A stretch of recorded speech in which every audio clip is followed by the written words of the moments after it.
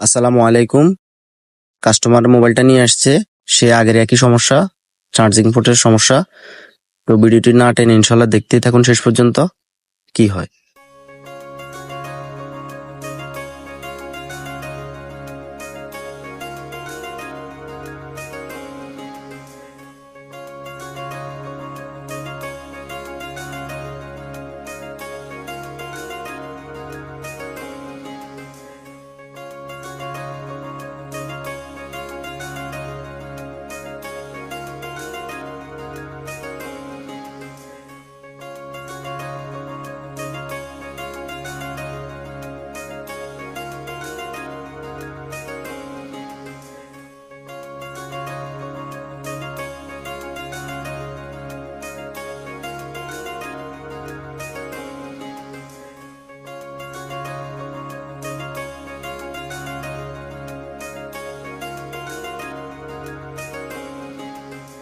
And finally আলহামদুলিল্লাহ আপনারা দেখতেই পাচ্ছেন আমাদের চার্জিং এর যে সমস্যাটা ছিল ওটি সমাধান হয়ে গেছে।